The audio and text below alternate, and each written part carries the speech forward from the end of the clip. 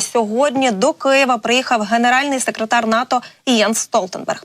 Він вже зустрівся з президентом Володимиром Зеленським. Сьогодні він в Києві з робочим візитом. І ось під час прес-конференції після перемовин президент Зеленський зазначив, що це вже третій візит Столтенберга до України за час повномасштабної війни. І навіть сказав, що сьогодні ми можемо відзначити, що Україна та Альянс досягли рівня відносин найбільшого за увесь час нашої незалежності, але не найбільшого з можливих.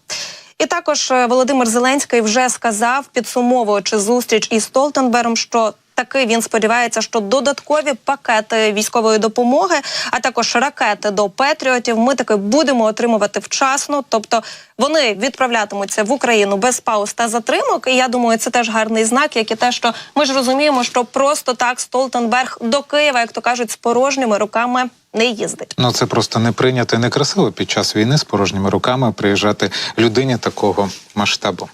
Так, погоджуюсь абсолютно. І зараз, мабуть, що? Зараз давайте про статистику. Про статистику, тому що є у нас гарні цифри, тому поговоримо про нові цифри від нашого славного Генштабу та й взагалі про ситуацію на фронті. Тож, Олекса, що там нового, що там повідомляють? Напередодні головнокомандувач ЗСУ Олександр Сирський повідомив, що війська взяли під контроль острів Нестримна на Херсонщині. Тепер окупантам буде складніше наближатися до позицій українців, а на напрямку суттєво підвищиться якість боротьби з диверсійними групами. Про це заявили у Силах оборони Півдня. А от ситуація на Покровському і Курахівському напрямку ускладнилася. Це території Донеччини, з яких росіяни прагнуть відкрити прохід на Павлоград Дніпропетровської області та отримати контроль над шляхами постачання українських військ на півдні.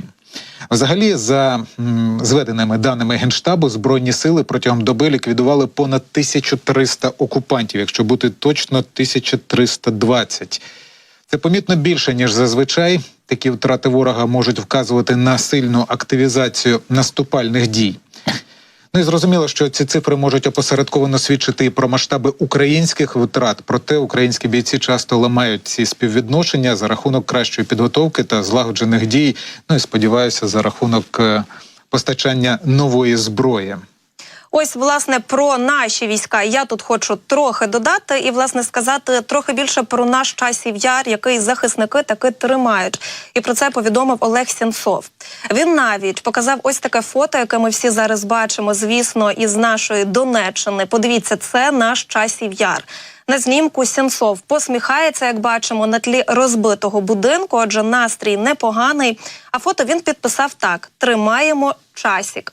Я ж нагадаю, що український режисер і письменник Олег Сенцов зараз служить у Збройних силах України і є командиром штурмової роти 47-ї ОМБР.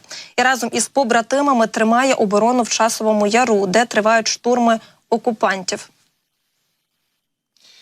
Тут, до речі, хочу сказати, що щойно з'явилася інформація, це заява президента Зеленського з приводу того, що Україна буде в НАТО. Це він вважає очевидною справою. І безпеку Європи вже неможливо уявити без нас. Це також його цитата.